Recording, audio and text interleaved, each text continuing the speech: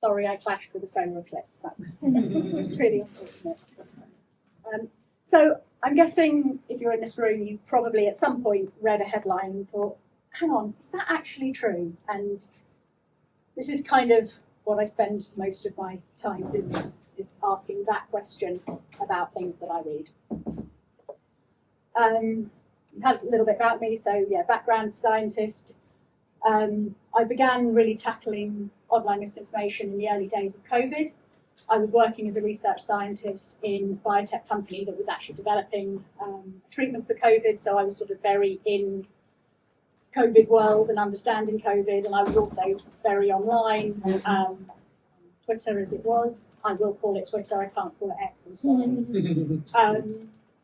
And just seeing so much misinformation, unfortunately from a member of my family as well, who ended up deep down some COVID rabbit holes, that COVID wasn't real, it was a scam, you know, all this kind of thing. So I began trying to tackle some of this misinformation by sort of writing kind of explainer threads over on Twitter, and I ended up writing them up for an online news organisation, West Country Voices. That sort of led to, as you said, I got invited on Radio 4's More or Less programme to talk about one of those, and sort of things just took off from there.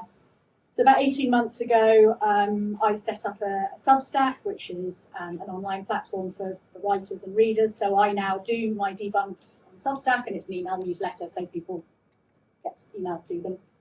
And yeah, off the back of that, I then started doing these kind of workshops. So I want you to have a look at these three headlines and decide which one you think is fake. We have Christmas is deeply offensive to Muslims, and yet the UK deliberately rubs our noses in it. We have Queen Elizabeth's favourite dog is in danger of being banned, and we have a quarter of students will catch an STI in their first year. So who thinks the first headline is fake? Okay. Who thinks the second? And who thinks the third? Okay, it's quite an even split. There is another alternative. So for those who said the first one, that's correct. That is a fake headline. Because what I've actually shown you here isn't actually headlines. I've shown you screenshots of headlines. And this will be the first thing we look at, is the problem with screenshots. Yep. So the other two are genuine headlines from genuine newspapers. However, they are wildly misleading. We will come on to that later on. So the first, that one we looked at, has come from something called a satirical headline generator. I don't know if anyone's come across these. This is an account called the Broniad that makes headlines designed to look exactly like The Guardian. The font's the same, the colouring is the same, the setup's the same, but you've got the Broniad at the top. And they simply put out, most weeks, a headline that's just designed to be a bit provocative. So we've also got that David Lammy apparently said, if elected Labour leader, I promise to replace all white NHS doctors with witch doctors. And George Monbiot apparently saying, I hate to say it, but thank you, Trump, for decimating global oil. None of these three people said any of those three things. Now, if you saw this with the Broniad at the top, you might twig that that wasn't real. But as I did on the first slide, I just screenshotted the bit without that. And that you wouldn't know that that wasn't a genuine Guardian headline, which is obviously a real problem. They're not the only ones that do it. I don't know if anyone has come across the Alistair Heath headline generator. Alistair Heath is a Telegraph columnist who tends to be quite apocalyptic in his headlines. And there is a headline generator where you can put your own thing in. So I asked what it thought of Central London humanists. The public are finally waking up to the monstrous reality of Central London humanists. And the old diorama art centre madness proves that the West has lost the will to survive. So, you know, none of these are great, because even though I know people who have a bit of fun with the Alistair Heath generator, as I've done here, if I were to publish that, if I were to post that, even just having a bit of fun, that could, it just muddies the whole waters of the information space. So these are not great. But it's not just, unfortunately, satirical headline generators. You can actually change genuine headlines and take a screenshot of it. So a couple of years ago, rioting after the Southport murders, and this was a genuine headline in the Telegraph: wife of Tory council arrested for inciting racial hatred. And someone changed it to Keir Starmer considering building emergency detainment camps on the Falkland Islands. And you can see that it was Fiona Parker who wrote this headline, and her name stayed there. This is really easy to do. I was taught to do this by my son when he was in year 4. He learned this at school. He wanted me to point out that school didn't teach him, the older boys did. But it's called Inspect Element. We all have access to it on our computer. You can look at any website on your computer. You can use Inspect Element. Don't do it. You can change the fonts, you can change the pictures, you can change the colouring, or you can change the words, and then you take a screenshot of it. And this obviously wouldn't be a problem if, just someone took a screenshot, but it was shared by Elon Musk to his many millions of followers as a genuine headline. So when you see a headline that looks like it comes from a genuine newspaper, just go away and actually look it up and see if the newspaper did say it. The Telegraph had to publish a piece saying this was not our headline, because obviously it got disseminated this way. So another problem particularly on social media, is selective cropping. So we've already talked about cropping off the Crawley ad bit. This was in the run-up to Christmas. Tesco are no longer celebrating Christmas. Their Christmas trees are now called evergreen trees. And they shared this picture of Tesco evergreen trees. In the past, this wouldn't have got very far, but in the modern culture war world we're in, it went all over social media and ended up making mainstream news. So Alison Pearson saying why Tesco's is banning the word Christmas, Daily Mail, Britain's rage over woke Tesco's decision to rename Christmas trees as evergreen trees. Of course, if anyone has actually been in a Tesco's in the run-up to Christmas, you'll know full well that Christmas was not being banned. And if you looked at if you then went and looked yourself, you would see that all of their Christmas trees are in pallet boxes that say Merry Christmas. They're under big signs that say Merry Christmas. And all it was that Tesco's have about 100 different Christmas trees, and rather than calling them all Christmas tree, they call them evergreen tree, snowy pine cone tree. They describe the tree. But all he had to do was just not use that in the photo, and that spread everywhere. So another misleading social media tactic is to give you an image of a person that we all know and a quote. So this was a young Donald Trump, apparently in People magazine 1998. If I were to run, I'd run as a Republican. They're the dumbest group of voters in the country. They believe anything on Fox News. I could lie and they'd still eat it up. I bet my numbers would be terrific. Now I saw this, assumed it was true, because that confirms my own biases about what I thought said. It would be very easy for me to share that, but I did a quick check, and no, that is entirely untrue. Donald Trump never actually said that. So just, be aware. There's something about when you see an image of a person and a quote next to it, your brain just assumes that they must have said it. As Albert Einstein did not say. Don't believe everything you read on the internet just because there's a picture of a quote next to it. And final one for particularly social media that I'm seeing a lot of is videos with a fake description. So people share a video saying, oh my God, this video shows whatever. And most people will only read that and just believe what they're told the video shows and won't actually look at the video.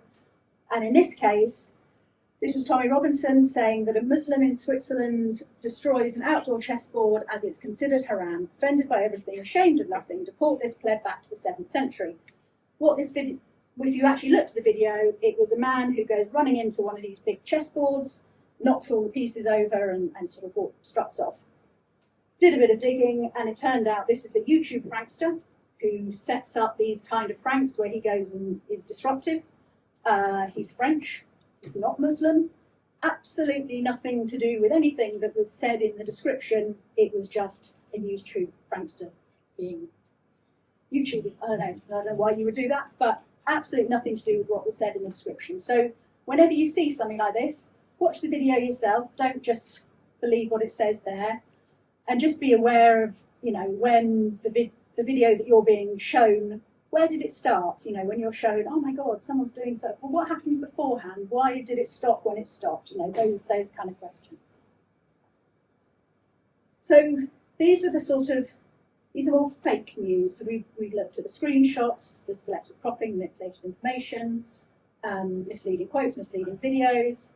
We have fake news sites, which is why there are entire websites designed to just pump out fake news. So this is entirely not true. No woman was arrested for defecating on her boss's desk after winning the lottery. That's just not true.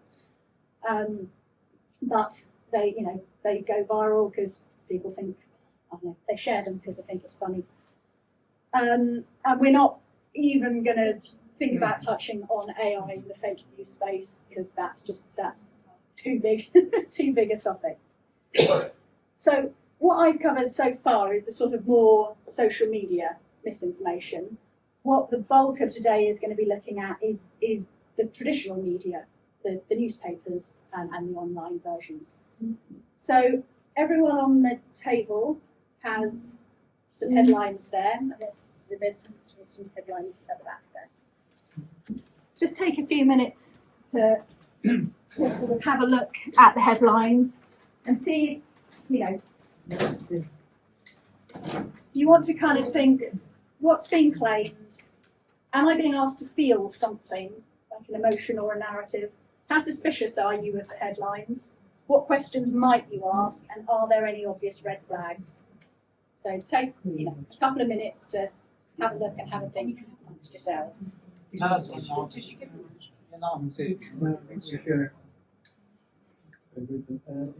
I have some more if anybody wants. Also.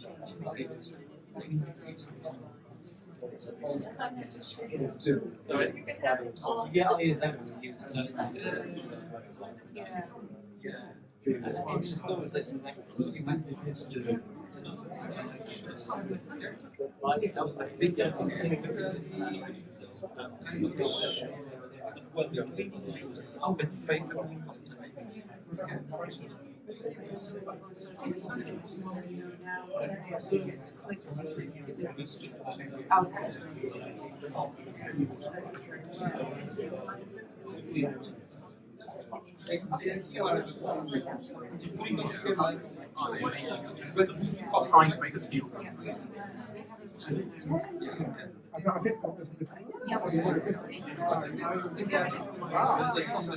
There's two.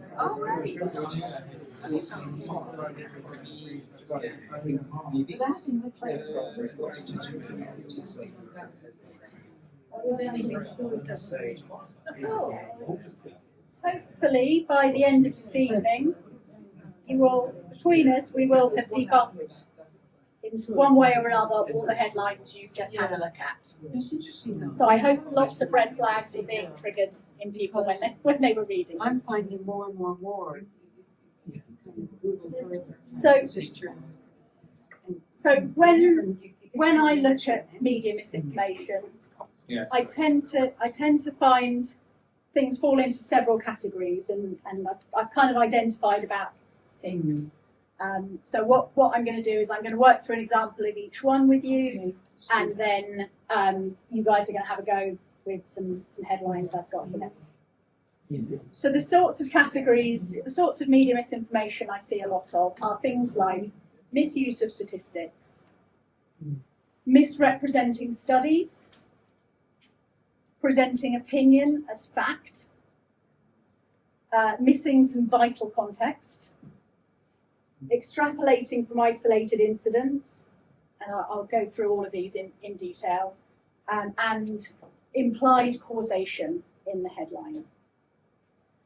So, oh, sorry.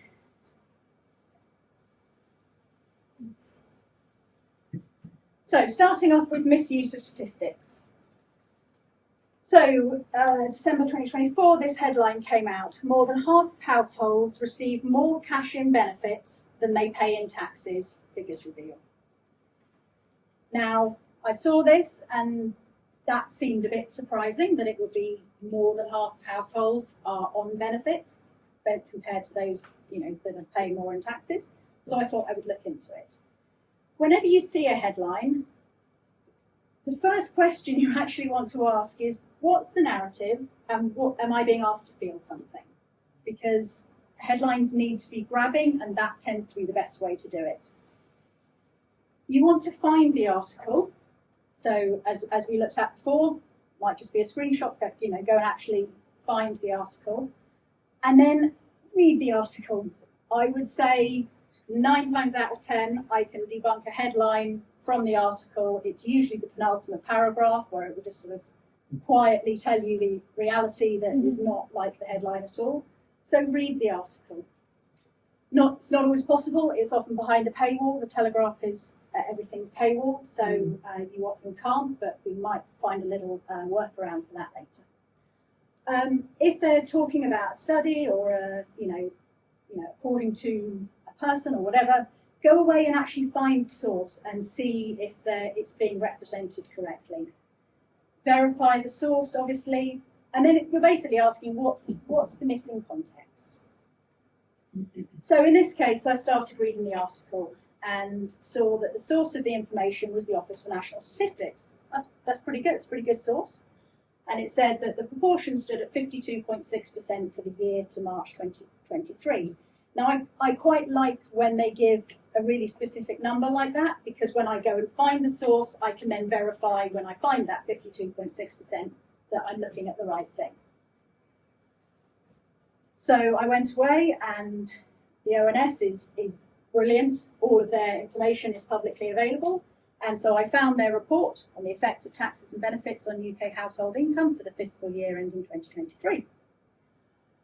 And I read their main points, and I found my 52.6% at the bottom that said the proportion of people living in households receiving more in benefits than they paid in taxes decreased from 53.6 to 52.6. You wouldn't know that from the headline, it's actually gone down. And this was a continuation of a downward trend. So that was I knew that was the correct source. I could have stopped there and gone, okay, maybe the headline was right, but I still wasn't quite sure. So I dug a little bit deeper into the report and saw a much greater proportion of retired individuals were net recipients, 85.3%. This is largely because of the classification of the state benefit. Now, if you'd seen that headline when it was talking about cash in benefits, a lot of people wouldn't go, oh, that probably means state benefit as well. But further down, it then talked about in non-retired people that it was contributed by greater benefits in kind received for education and childcare. So again, when you hear cash in benefits, you don't think a benefit of sending my child to school. Suddenly that 50% starts to feel a little bit more logical. So you then realise that they had cash benefits and benefits in kind in the same way they had direct taxes and indirect taxes. And again, the beauty of the ONS, if you're someone like me, is you can actually go and look at the spreadsheet itself and get right into the data. And so it showed us here benefits in kind. It included adult social care, included bus passes, education, school meals, and it also included the National Health Service. So using the NHS is considered a benefit, which that makes sense if you're balancing up what the benefits given by the state and the taxes received. Yeah, that way around. But that's really not what the headline would seem to be suggesting.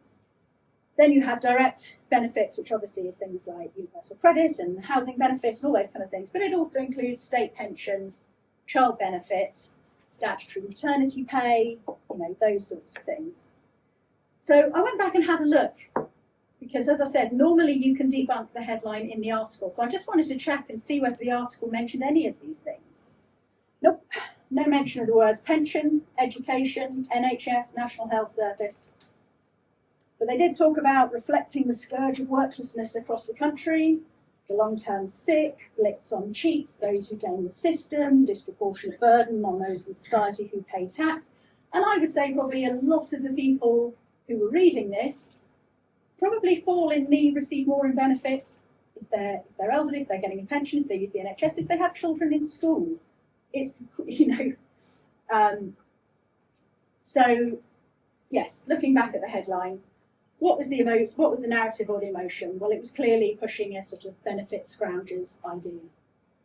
Found the article, read the article, what was the source? It was the ONS. I used this 52.6% figure to make sure I was looking at the right thing. And what was missing context?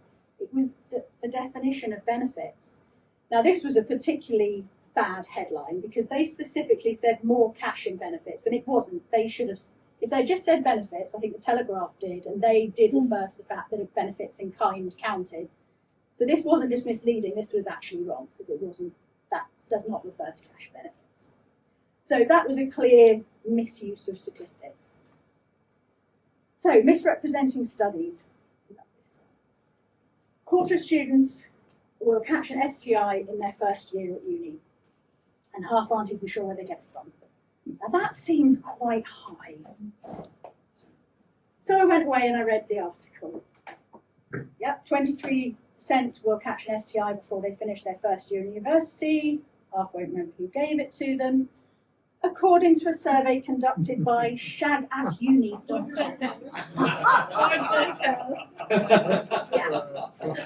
So the article does go on to say, of course, a sample of paid students polled by a website dedicated to hookups at college is possibly a little self-selecting. And everyone surveyed admitted that they were single throughout their university days. So really, really self-selecting.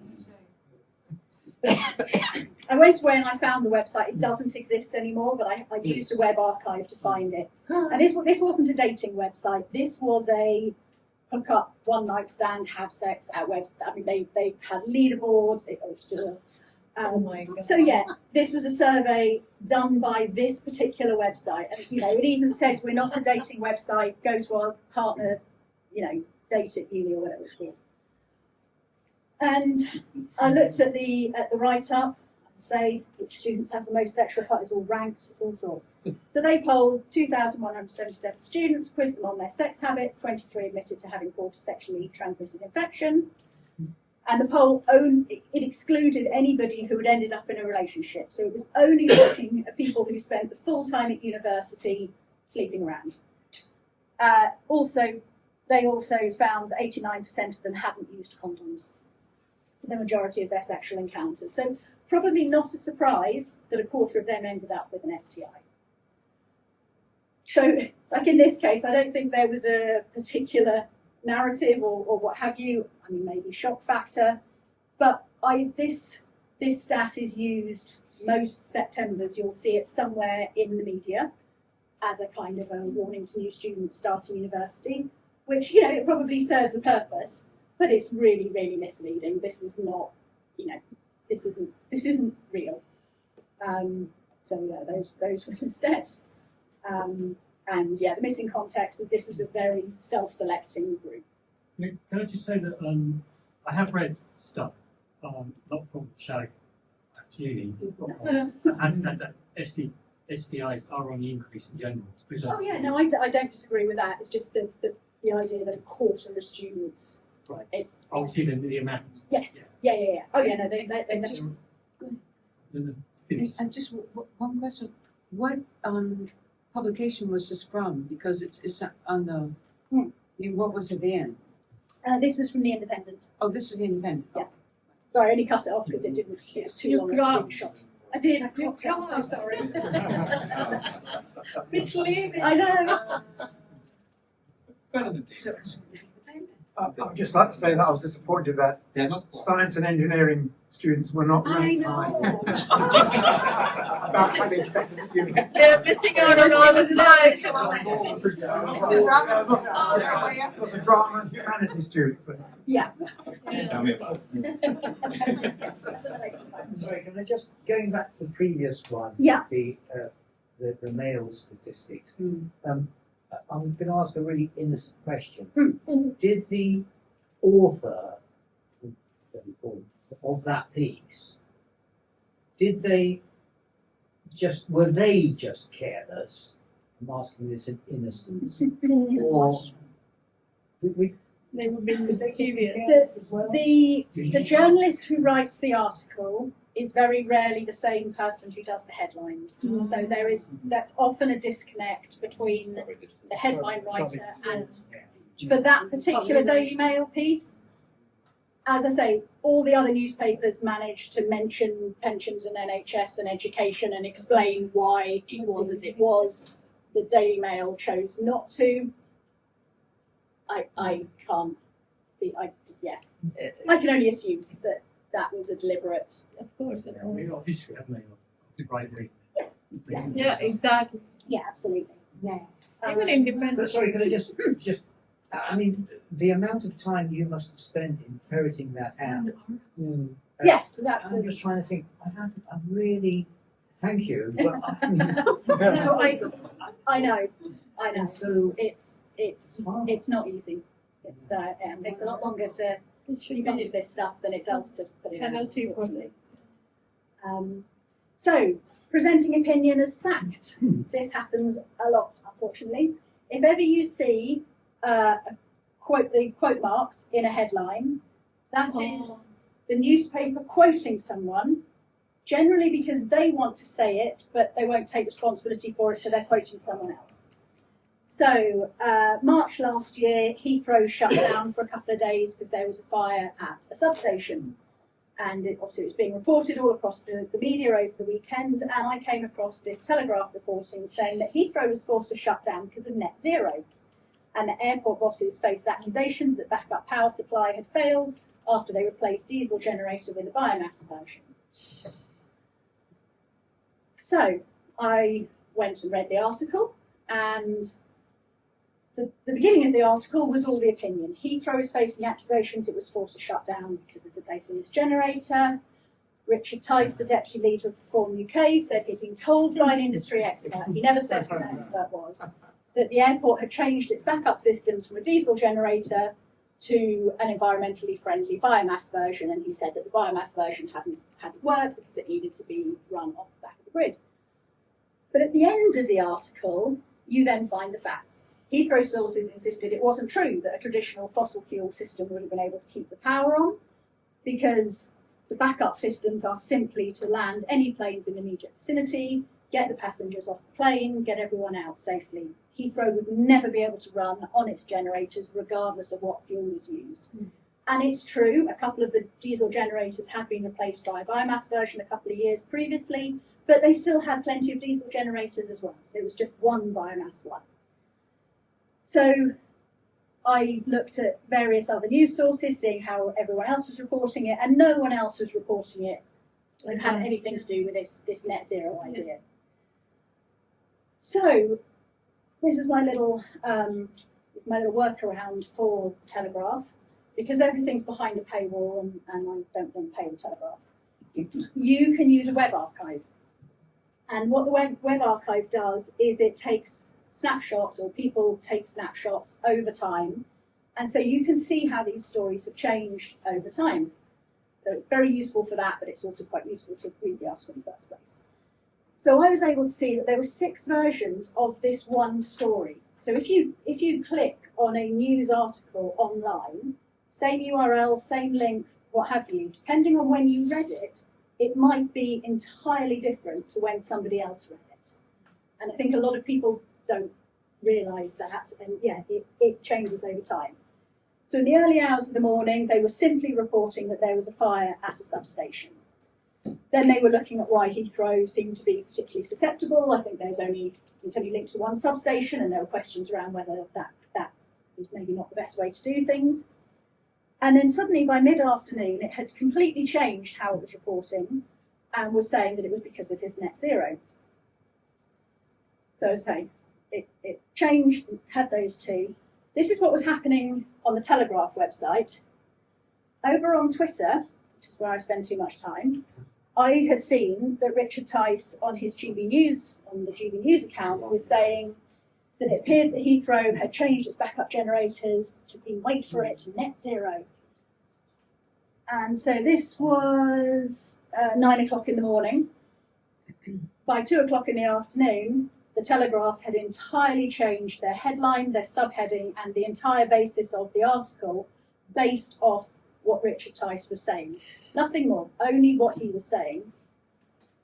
And by that evening, Richard Tice was tweeting it was because of net zero, using the Telegraph as evidence to back his claim. So, yeah, presenting opinion as fact. Should be criminal offence. So what was the narrative? He has a phrase, net stupid zero, you can believe net zero. Using the web archive, the source was just Richard Tice, and checking other media, I was able to debunk this. And the missing context was this was simply his opinion. It wasn't based in reality at all. Missing vital context. So, this headline, Starmer removes paintings of Queen Elizabeth I and Sir Walter Raleigh from number 10. This was just after the election. And again, using the web archive, I was able to see that the story had changed. And I always like to look at what it said the first time and then what it said later. So the very first version of this article, this is 20% of the article. And it talked about Elizabeth I and Raleigh being criticised by campaigners over their links to the slave trade, that Elizabeth I was an early supporter of the slave trade, that Raleigh was a colonialist, that the new paintings have strong feminist themes, that Keir Starmer's decision was criticised by political opponents. Robert Jenrick said stripping her portrait from Downing Street seems to betray a strange dislike of our history by this Labour government. 6 hours later, this was the entire article now, not just 20%. It basically pointed out, on Sunday night, Downing Street said the changes to the artwork had actually been drawn up under the previous government, had nothing to do with Keir Starmer, and the change of artwork had been long planned since before the election and was time to mark 125 years of the government art collection. And Robert Jenrick was in the government at the time, so probably should have known that before criticising Starmer for something that had nothing to do with him.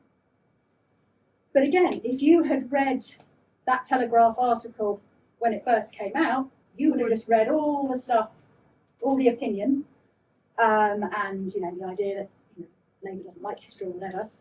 And if you read it 6 hours later, you would have no idea it had said all of that, and you'd have actually got the factual one. If you looked at it now, it's got the facts. But the people who read it at the beginning won't ever go back to the same article to see if it's changed. So, yeah, the usual. What was missing context? This was planned before Starmer became PM, but yet was sort of blamed in the headline. Extrapolating from isolated incidents. This is where something happens once, and then the headline says, this thing is happening everywhere.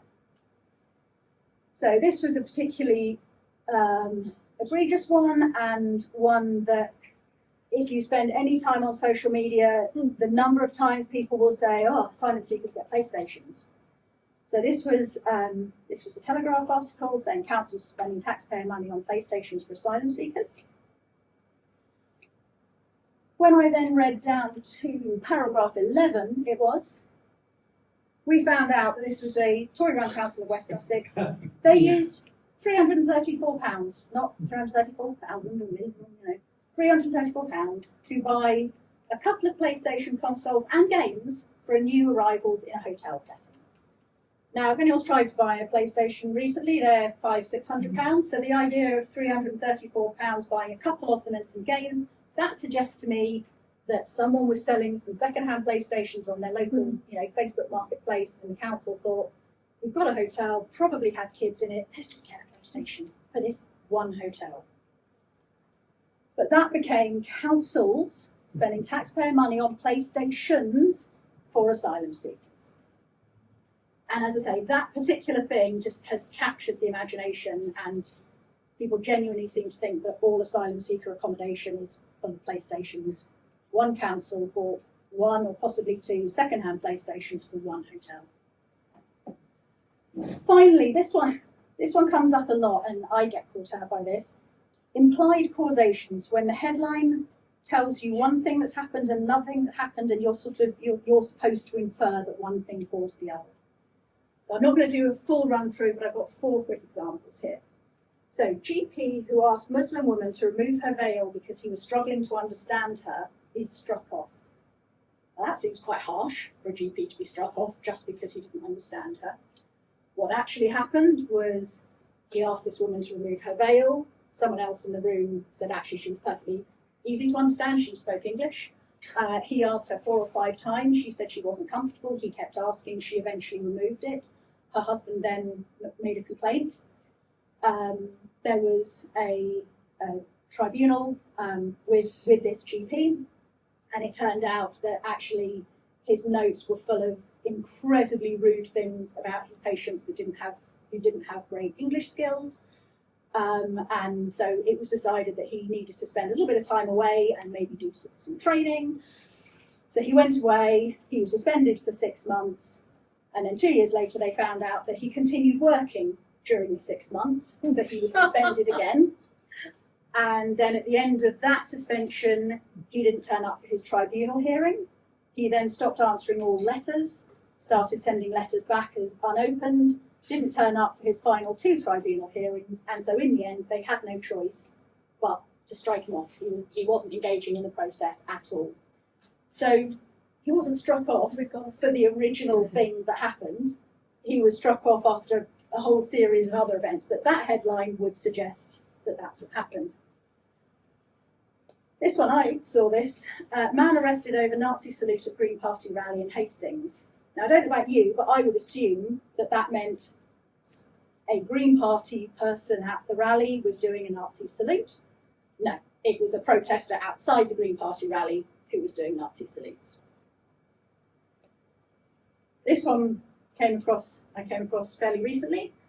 Reform Council chief threatens to report cafe owner who fed kids for free to the police. What the hell? Yes, I was like, What's that headline? why would they What do that? paper is that? So it turned out that there was a cafe owner who gave kids free school meals after the local council had stopped giving them like free school meal vouchers over the holidays. And this cafe owner and someone else had led a bit of a social media campaign against the Reform Council chairman, and he then went to the police to complain that he was getting threats off the back of this campaign. So he didn't threaten to report them to the police because they were feeding kids. It was because he was feeling threatened off the back of this campaign where they were saying it wasn't great that they'd done this thing. And then finally, Greta Thunberg and Bo skip Gaza flotilla amid sexual misconduct allegations. So when you read that, who do you think the sexual misconduct allegations are against? Yeah. No, the sexual misconduct allegations were against the skipper of the boat that they had been on. They weren't planning to go on the next one. They were doing something somewhere else. They were never planning to be on the boat, and it was the skipper of the boat they had been on. But by linking and the photos, you can see where it goes. So this is really common and really easy to just make that link because the headline makes the link for you, and all of these, by reading the article, you would see fairly quickly that it wasn't what you instinctively think. So when you are looking at headlines yourself, questions to ask yourself. What's the claim being made? Is there a particular narrative that's being pushed?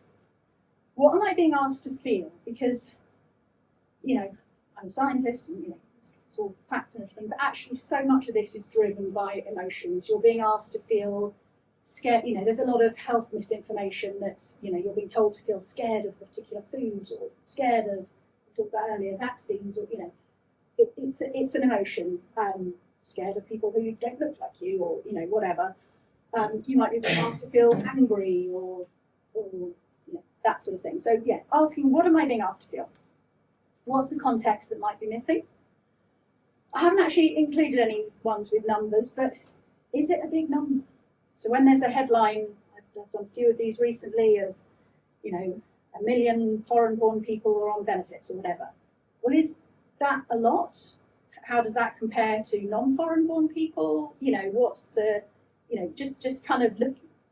You see a big number, sounds like a lot, but actually asking the questions, well, compared to what? Or compared to what baseline? Or actually, has that changed over time? Is it maybe now fewer than it was, but it's still, you're just given the one number out of context.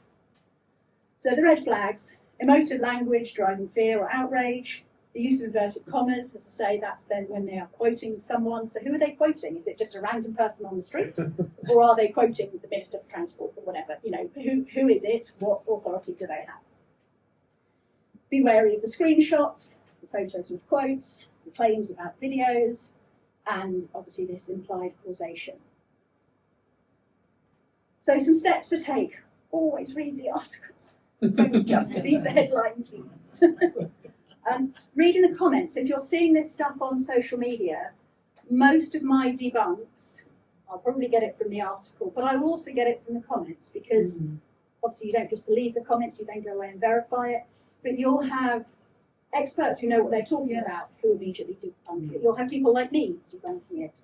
You might have people who are really familiar with the situation. So there was one in the run-up to Christmas that said Labour-run council in Sheffield had cancelled Christmas lights, and then a picture of a Muslim person on the council, all of that stuff. And one of the first comments was someone saying, no, I live there. The Christmas lights where we used to have it was cancelled because they're doing renovations. We've actually got a whole week of Christmas events with a whole load of lights happening over here. So having read that, I could then go to the website. I knew what I was looking for. I was able to find the information that explained all of that. So yeah, the comments are quite useful. Identify the facts, the names, the sources, verify the facts at the source. Obviously, evaluate the source for bias. We have a lot of think tanks. We have, left-wing think tanks, right-wing think tanks, centrist, independent, what have you. So understanding that if it says, think tank finds X, Y, Z, just checking kind of what might they be trying to find. And check how other media are reporting it. It's quite incredible when you can look at one story and you can see how the right-wing media are reporting it, the left-wing media are reporting it. You've generally got BBC, Sky News, ITV sort of in the middle, and you can just see how that differs across the spectrum. In terms of useful places to check, fact-checking websites are fantastic, so Full Facts, Snopes, BBC Verify. Official data sets, we talked about ONS, but also World Health Organization, NASA, looking at climate claims. Statistics sites, Our World in Data, Statista, Eurostat. I spent far too long on Our World in Data during COVID. It's amazing you get to do all these graphing stuff. It's brilliant. If you're looking for academic papers, then PubMed, Google Scholar. Again, AI, proceed with caution. Don't ever say to AI, is this true? Because AI will go, according to the Telegraph, you're like, no, I'm trying to check whether what they said was true, but AI will use the available sources. So they will use what people are saying on Twitter to say, yes, because people are saying it on Twitter. It can be useful in small doses. I find often I'll see something where it'll say, according to government figures, and I could spend hours and hours trying to find the government figures, but if I sort of say what figures they're referring to, it can be quite useful, and then I go away and check that that is what they say. But use sparingly, and don't just ask it to fact check, because it won't get it right most of the time. So I think we are going to have a little break. Yeah, a short break. And what the plan is, I think, is people need to get a drink and what have you, and then I'm going to put out some headlines onto each of the tables. You'll get a couple each, And then you've got a couple of envelopes. And the first envelope is the news article that came with the headline. And in the second and sometimes third envelope is some sort of extra information. And you're going to have a go at looking at the headline and then trying to work out why the headline is misleading during your break.